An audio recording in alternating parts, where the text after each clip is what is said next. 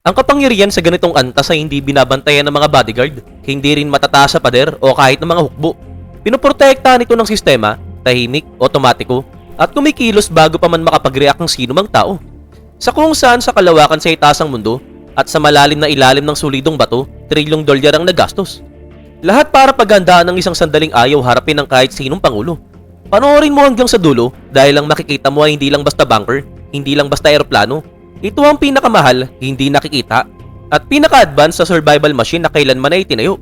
Isang sistemang idinisenyo para panatilihin ang mismong kapangyarihan at authority kahit gumuho na ang lahat. Pero bago natin simulan yan, kung bago ka pa lamang sa aming channel, huwag mo sana kalimutan na mag-subscribe para naman lagi kang updated sa mga ganitong uri ng video. Space Ice. Ang unang 30 segundo ng isang nuclear crisis ay hindi pag-aari ng mga politiko, hindi ng mga general at kahit hindi ng pangulo. Ito ay pag-aari mismo ng init. Dahil bago pa maisulat ang unang headline, bago pa tumunog ang anumang telepono, may isang hindi nakikitang sistema na ang tahimik na nagmamasid sa paghinga ng planeta. Malayo sa ibabaw ng atmosfera, sa Geochronosus, humigit kumulang 22,000 miles mula sa mundo, nakatambay sa katahimikan ng space-based infrared system. Isang constellation ng mga satellite na nagkakahalaga ng mahigit $12 bilyon. At ito ang ginastos ng US para i-disenyo, ilunsad at panatilihin. Hindi para magmukhang kahanga-hanga, kundi para alisin ang alinlangan sa mismong sandaling may missile na umalis sa lupa. Ang mga satellite na ito ay hindi ordinary na kamera na parang sa pelikula. Ang bawat isa na tinatayang mahigit $1.5 billion, ang halaga ay mayroong isang layunin. At ito ang tuklasin ng isang pisikal na katotohanan, ang infrared heat plume na nabubuo kapag sumindi ang isang ballistic missile. Isang senyalis na talagang napaka-distinct na kaya nitong makita kahit sa ilalim ng makakapal na ulap, sa gitna ng kadiliman at kahit mayroong pangloloko. Mayroong isang dahilan kung bakit umiiral ang layer na ito at ito ang bilis na walang kalituhan. Dahil sa pinakamataas sa antas ng kapangyarihan, ang oras ang pinakamahalagang asset sa lahat. Kapag mayroong launch na nangyari, hindi tinatanong ng satellite kung sino ang nagpaputok o bakit. Sinusukat ito ang temperature curves, ang acceleration patterns at ang burn profiles at ikinukumpara ang mga ngayon sa dekadang classified launch data. Ang computation na yun ay nangyayari ng automatic dahil sa loob ng 6 na minutong decision window, ang pag-aatubili ng tao ay isang kahinaan. Sa sandaling markahan ng sistema ang isang plume bilang hostile, ang naka-encrypt na datos ay agad ay pinapasa na halos kasing bilis ng liwanag. Nilalampasan ng media, nilalampasan ng politika, nilalampasan pati ang emotion. Tinitiyak na ang unang kaalaman ng Pangulo tungkol sa isang pag-atake ay hindi hinubog ng kaguluhan, kundi ng matematika. At ang dahilan kung bakit tunay na pambihira ang system na ito ay dahil hindi lamang sa presyo nito, kundi sa filosofiya ng disenyo nito. Hindi katulad ng mga mamahaling bagay na ginawa para magpasikat, ang SBIRS ay ginawa para maglaho. Wala itong public interface, wala itong broadcast signal, at wala itong puwang para sa anumang palabas. Ang halaga nito ay nasa continuity, sa tuloy-tuloy na presensya nito sa itaas sa mga conflict zone, na inaalis na ng kalaban sa pinakamapangarib na uri ng kapangyarihan, ang supresa. Ito ang dahilan kung bakit patuloy na naglalagak ng bilyon-bilyong dolyar ang Estados Unidos sa susunod na generation ng infrared satellite sa ilalim ng Next Generation Overhead Persistent Infrared o Next Gen o PIR program. Isang proyektong tinatayang lalampas ang halos $14 billion. Hindi para magpasiklab ng digmaan, kundi para siguruhin ang kakayaang magdesisyon ay mabubuhay sa unang sandali ng banggaan. Sa system na ito, ang Pangulo ay hindi ang simula ng authority. Siya ang huling checkpoint. Sa oras na mabrief ang isang tao, ang makina ay nakapili ng ilang posibleng katotohanan. At yun ang tunay na luho dito. Isang estrukturang napakamahal at napaka-eksakto na kaya nitong bumili ng linaw sa panahong halos imposible ang kalinawan. At habang nagpapatuloy tayo, lalantad na talaga ang susunod na layer.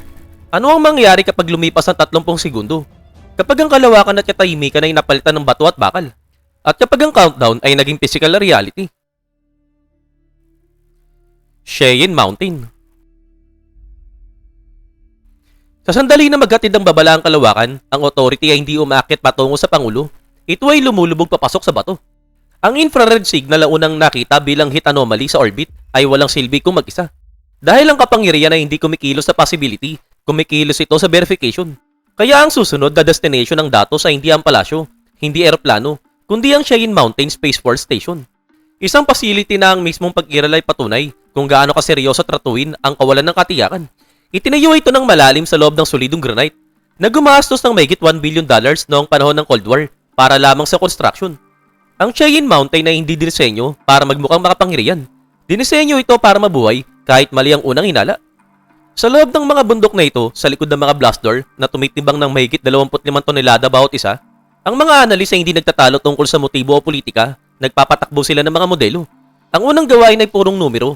Ilan ang missile na inulunsad dahil ang dami ang magtatakda ng lahat ng mga susunod na level. Ang isang trajectory ay maaaring aksidente o maaaring test. Ang dose-dose ng sabay-sabay ay ibig sabihin ay may strategiya at ang daan-daan, yun ay ang intensyong panglipol. Ang ikalawang gawain naman ay ang geometric. Ano ang mga landas ang tinatahak ng mga missile? Dahil sa trajectory makikita ang pinagmulan at ang antas ng sophistication. Ang ikatlong gawain ay brutal sa pagiging praktikal. Saan sila babagsak? Dahil guguwang deterrence kung hindi malinaw kung ano talaga ang nasa panganib. Ang bawat console, ang bawat algorithm, bawat papel ng tao sa loob ng Cheyenne ay umiiral para gawing malinaw ang kaguluhan. Hindi marangya ang facility na ito pero may isang bagay kung saan ito sobra-sobra at ito ang redundancy. Ang Cheyenne Mountain ay nakapatong sa malalaking steel spring. Isang solusyong pang-engineering na nagkakahalaga ng 10-10 milyong dolyar para kayang saluhin ng buong complex ang shockwave mula sa malapit na nuclear detonation. May sarili itong power system, may nakahandang water reserves, may air filtration unit at kaya nitong gumana ng mag-isa sa loob ng ilang linggo. Dahil ang tuloy-tuloy na command ay isa ring anyo ng kapangyarihan. Hindi ito bunker para sa kaginwaan, ito ay infrastrukturang itinayo para panatilihing buhay ang pagdidesisyon kahit magbago ang hugis ng mundo. Pero ang tunay na nagpapamahal sa Cheyenne Mountain ay hindi ang konkreto o bakal, kundi ang institutional memory. Noong November 1979, isang training tape ang aksidenteng naload sa sistema ng NORAD. Nag-stimulate ito ng paglulunsad ng 1,400 Soviet intercontinental ballistic missile at sa loob ng 6 na minuto, nakatayo ang Estados Unidos sa gilid ng isang desisyong hindi na mababawi. Ang muntikang trahedyang yon ang muling nagsulat ng doktrina. Dinagdagan ng mga confirmation protocols, naglalagay ng cross-check sa independent radar system, nagpatong ng mga layer ng human verification. Dahil minsan mas mapangarib ang maling alarma kaysa sa naantalang katotohanan. Ang Cheyenne Mountain ay monumento sa aral na yun. Isang lugar na kung saan pinagkakatiwalaan ng mga makina hanggang sa sandaling pagdudaan sila. Dito ang oras ay tinataratong parang kalaban. Bawat segundong lumilipas ng walang confirmation ay tinatala, hinahamon at muling sinusuri. Sinasanay ang mga analis hindi para kumilos ng mabilis, kundi para kumilos ng tama. Dahil ang bilis na walang kasiguraduhan ang paraan kung paano winawasak ng kapangyarihan ng sarili nito. Ito ang dahilan kung bakit nananatiling aktibo ang Cheyenne Mountain kahit sa panahon ng cyber warfare at AI-driven analytics. May mga patuloy na modernization program na nagkakahalaga ng daang-daang milyong dolyar para tiyaking compatible ang mga lumang sistema sa mga next generation sensors. Sa oras na lumabas ng information mula sa bundok na ito, hindi na ito babala, isa na itong hatol. At ang hatol na yun ang hubog sa lahat ng susunod, mula sa emergency conference hanggang sa paggalaw ng Pangulo. At kung ang kalawakan ng lugar na kung saan nakikita ang banta, ang Cheyenne Mountain naman ang lugar na kung saan pinagpapasya ng reality. Tracking the threat. Bago pa makarating ang kapangyarihan sa Pangulo, dumadaan muna ito sa geometry, matematika at katahimikan. Ang pinakamapangarib na yugto ng isang nuclear event ay hindi ang mismong paglulungsad, kundi ang sandaling ang kawalan ng katiyakan ay biglang nagiging kasiguruhan na mas mabilis kaysa sa kaya pang legal at tugon ng tao. Dito na pumapasok ang ground-based early warning radars. Hindi sila dramatic na sandata, sila ang mga accountant ng apocalypse. Ang mga istasyon sa Alaska, Greenland at United Kingdom ay nagkakahalaga ng $billion para itayo at panatilihin. Pero ang tunay nilang halaga ay nasa isang makitid na bintana ng 2 hanggang 3 minuto kapag ang posible ay nagiging malamang. Ang mga radar na ito ay dinisenyo para sa isang bagay at ginagawa nila ito ng walang awa at ito ang mag-track. Mga bagay na gumagalaw ng higit 15,000 miles bawat oras sa ibabaw ng kurbadang hugis ng mundo. Kung ang mga satellite ay nakakakita ng init, ang radar naman ay nakakakita ng mass at galaw. Kinakalkulo nila ang separation event, ang sandaling ang isang missile bus ay naglalabas ng maraming warhead at tinataya nila na kung aling mga lungsod ang nasa ilalim ng mga trajectory na yun. Ang bawat installation ay pinagtibay laban sa electromagnetic pulse. Nakalibing o mayroong protection, may mga redundant power system na nagkakahalaga ng 10-10 milyong dolyar. Dahil ang pagkawala ng radar data ay katumbas ng pagkawala ng paningin. At sa isang suntukan, ang paningin ay buhay. Kapag nagsimula na ang radar confirmation, tumutunog ang maaaring pinaka-consequential na tawag sa mundo, ang Threat Assessment Conference. Hindi ito discussion, isa itong ritual ng pag-synchronize. 3 command node na magkakabit sa real-time. Ang NORAD, responsable sa babala para sa Homeland. Ang United States Strategic Command, tagapangalaga ng nuclear forces, at ang National Military Command Center sa loob ng Pentagon. Ang infrastrukturang nagpapahintulot sa tawag na ito ay encrypted fiber line, hardened satellite links, at EMP-protected terminals ay bunga ng dekada-dekadang investment. Hindi ito ginastosan para sa kaginwaan, kundi para sa kasiguruhan. At ang dahilan kung bakit natatanging mapangarib ang yugto na ito ay hindi dahil sa technology, kundi sa protocol. Ang sistema na ito ay sinadya para magduda sa sarili bago pa man may istorbo ang Pangulo. Bago magkaroon ng action, ang mga authorization chain ay nangangailangan ng verification sa pamamagitan ng Secretary of Defense. Ang bantay na ito ay ginawa upang maiwasan ng maling alarma na maaaring magbunsod ng hindi may babalik na aksyon. Isang aral na isinulat ng mga bloodless near misses tulad ng 1979 NORAD training tape incident na kung saan halos nagdulot ng totoong retaliation ang stimulated data. Subalit mayroong kapalit ang pag-iingat na ito at ito ang oras. Sa worst case scenario, ang 5 minuto ay maaaring mawala habang kinukumpirma ng tao ang alam na ng makina. Sa loob ng mga minuto na yon, patuloy ang paglipad ng mga warhead, nananatiling tahimik ang mga submarine at grounded pa rin ang mga bomber. Ang Pangulo, ang isang tao na may launch authority, ay maaaring natutulog pa, hindi alam na ang mga oras para sa mga opsyon ay unti-unting nauubos. Ito ang paradox ng modern na kapangyarihan. Habang mas sophisticado ang sistema, mas dahan-dahan itong pinipigilan ng sarili upang maiwasan ang nakamamatay na pagkakamali. Ang bawat asset dito ay umiiral para sa kontrol, hindi palabas. Hindi tinatakot ng raiders ang kaaway, pinapaalam nila ang desisyon. Hindi nagpapakita ng dominance ng conference, kinokompress ito ang kaguluhan. Kahit ang pagkaantala ay strategy, isang sinadyang buwis upang maiwasang maglungsad ng missile laban sa multo. Ipinapakita ng yugto na ito na ang survival sa pinakamataas na level ng kapangyarihan ay hindi tungkol sa bilis, kundi sa disiplinadong pag-aatubili. At habang tumatakbo ang oras, ang susunod na layer ay nagbubunyag. The Nuclear Football. Ang pinakamapanganib na bagay sa kwarto ay hindi missile, bunker, o bomber na naka-standby. Ito ay isang 45-pound na itim na briefcase, tahimik na dala ng uniform aid, na kung saan hindi dapat lumayo ng higit ilang hakbang mula sa Pangulo. Hindi mukhang makapangyarihan ng nuclear football. Subalit ito ay kumakatawan sa isang sistema na ang kabuang arkitektura ay nagkakahalaga ng $1 billion at umiiral para sa isang layunin lamang. At ito ang i-compress ng mga desisyon na magtatapos sa civilization sa loob ng ilang minuto nang hindi sinisira ang chain of command. Ang briefcase mismo ay hindi luxury item sa traditional na kahulugan. Subalit ang engineering nito ay nagpapakita ng ganap na priority. Tinatayang nagkakahalaga ang bawat unit ng ilang $1 milyon kapag isinama ang hardened communication hardware, encryption modules, life cycle replacement, at patuloy na security upgrades. Ito ay umiiral upang tiyakin ang mobility ng authority. Pinapayagan ng Pangulo na kumilos kahit ang White House ay wala na. Sa kontekstong ito, ang kapangyarihan ay dapat sumabay sa tao, hindi sa gusali. Sa loob ng case ay nakaupo ang black book, mga 75 loose leaf pages, na hindi parang strategy kundi logistics. Hindi theoretical ang mga pahina na ito, lahat ay pre-price consequences. Ang bawat strike option ay kumakatawan sa dekada ng sankos sa weapon system, submarine at bomber na ang pinagsamang halaga ay mahigit $1 trillion. Umiiral ang black book na ito dahil ang improvisation ay isang liability. Sa ilalim ng pressure ng oras, ang istruktura ang nagpapanatili ng kontrol kapag ang emotion ay nagbabanta rito. Kasama ng libro ay ang biscuit, isang credit card size authentication device na konektado sa United States Nuclear Command at Control Network. Habang ang physical card mismo ay mura, ang cryptographic ecosystem na sumusuporta rito, ang NC3 Modernization Program na nagpapahintulot ng secure authentication at launch transmission ay tinatayang lalampas sa halos $77 billion sa mga susunod na dekada. Ang papel nito ay hindi bilis kundi legitimacy. Ang launch order na walang verified identity ay hindi kapangyarihan, ito ay kaguluhan. Kapag nakakonekta na ang Pangulo sa Missile Event Conference, ipapakita ng Stratcom ang mga trajectory, impact estimate at response package. Ang 6 na minutong decision window ay umiiral dahil ang mga American land-based missile, bawat silo, na pinatatag ng gastos ng $10 milyon ay kailangang may lunsad bago masira. Ang delay ay equals disarmament. Ang sistema hindi nagre-reward sa pag-iingat, pinaparusahan nito ang pag-aatubili. Mahalaga, maaari lamang i-verify ng Secretary of Defense ang order, hindi ito maaaring ibito. Ang concentration ng kapangyarihan ay sadyang ginawa, ang diffuse power ay nagdudulot ng paralysis, ang centralized power ay nagdudulot ng accountability. Tinatanggap ng sistema ang moral risk ng isang tao na nagde-desisyon dahil ang operational risk ng committee rule ay mas malaki. Ang bawat safeguard dito ay umiiral para pigilan ng makina na kumilos sa ingay habang pinapayagan pa rin itong kumilos. Ito ay hindi palabas, ito ay governance, strip down sa function ito. Ang pera dito ay hindi bumibili ng comfort, influence o image. Bumibili ito ng continuity, clarity, at reversibility management. At kapag na-authenticate na ang choice, lumalagpas ang sistema sa Pangulo mismo papunta sa mga layer na kayang mabuhay kahit wala na siya. Evacuation as command. Sa system na ito, ang evacuation ay hindi pagtakas, ito ay paglilipat ng command. Sa sandaling ang lupa ay maging unreliable, ang authority ay lumilipat dala ang estado kasama nito.